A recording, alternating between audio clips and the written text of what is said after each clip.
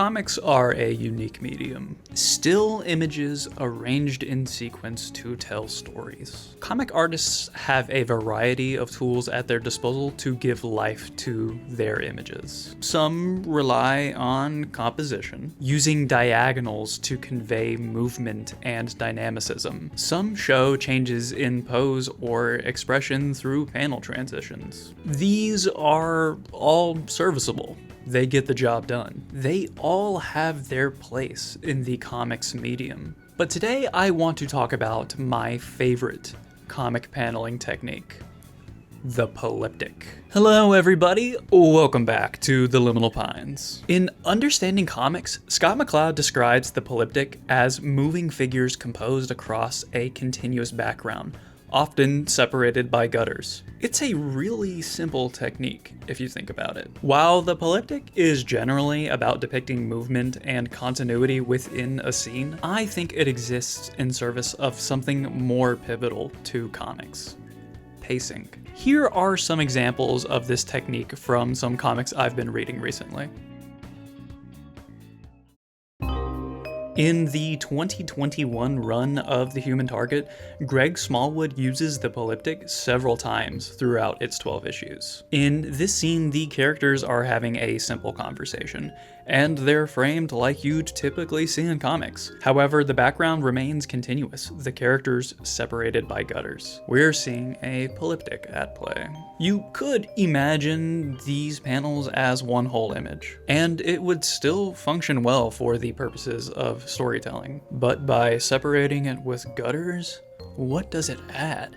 What sauce does it give it? Does it make it slick? Yes, it does. To me, the decision to use a polyptych adds a rhythm to the scene. In this example, you can imagine the characters moving in between the panel transitions. You could even imagine it as a camera pan you'd see in a film. But by maintaining the same background, it emphasizes the scene's pacing. I especially love on this page how these 3 rows of polyptychs are broken up by close-ups of their drink glasses. This just further controls the pacing of the scene. It really is something special, even though it's so simple. If you haven't read The Human Target, it's a detective noir, it's hard-boiled, there's internal monologues, there's a lot of, how do I put this? There's a lot of tropiness to it, but if you're a fan of art and paneling and page composition and just the whole shebang, Greg Smallwood delivers on this comic. It's amazing. So if you are a fan of the art side of comic storytelling, please read The Human Target. It is great. This next one is a unique example from V for Vendetta. I know it's the normie comic. V for Vendetta is drawn by David Lloyd and written by Alan Moore. The page in question that I want to talk about here shows V and Evie descending a spiral staircase. Just like that example from The Human Target, the polyptych here is broken up by close-ups. But what makes this page so different is its vertical structure on the left side of the page. It's heavily weighted to one side of the page. What I love here is how the polyptych is driven by the physical context of the scene. The fact that it is a vertical spiral staircase necessitates that it has to be laid out vertical on the page. And I think that's really neat. What the polyptych accomplishes here is providing a through line for the page, guiding the pace, there's that pacing word again, of the conversation, as well as conveying the physical space these characters are interacting with.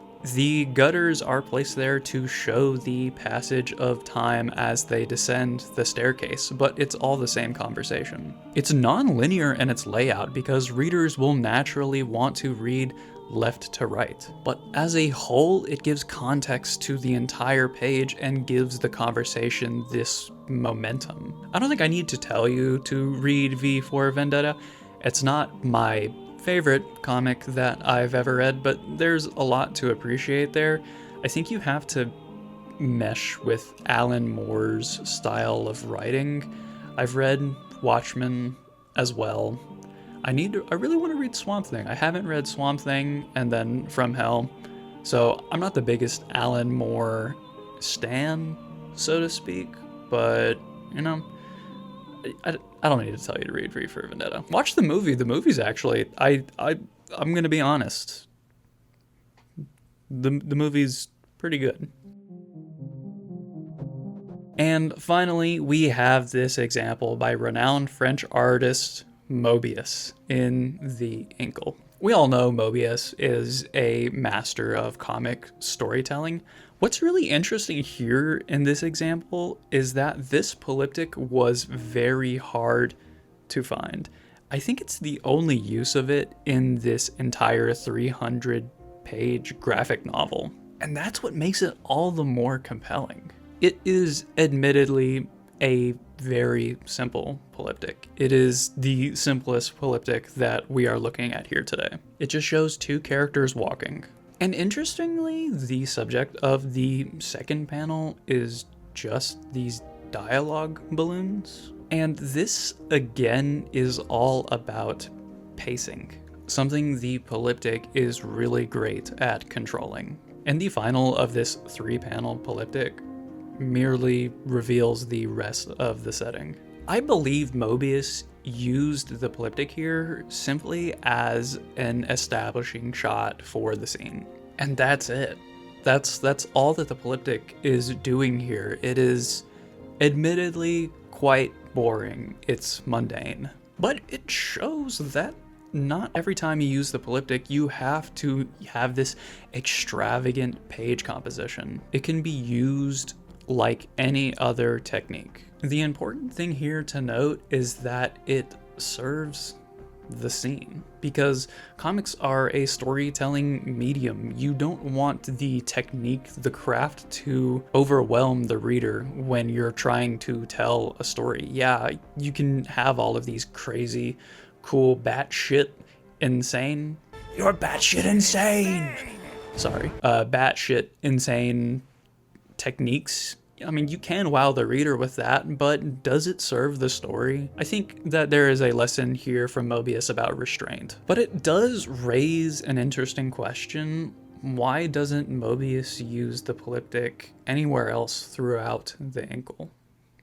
It's weird. Of course, these are only a few examples of this technique. This is a medium that's been going on for a really long time.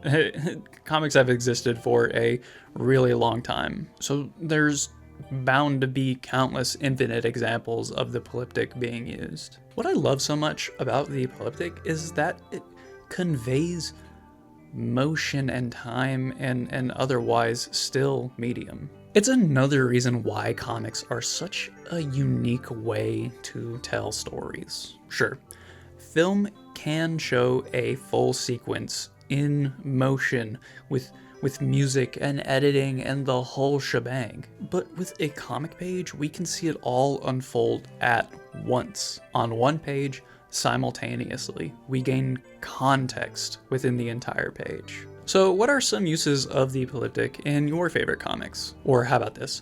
Are there other storytelling techniques that you think comics do better than any other medium? Please discuss in the comments below, and thank you for watching. Goodbye.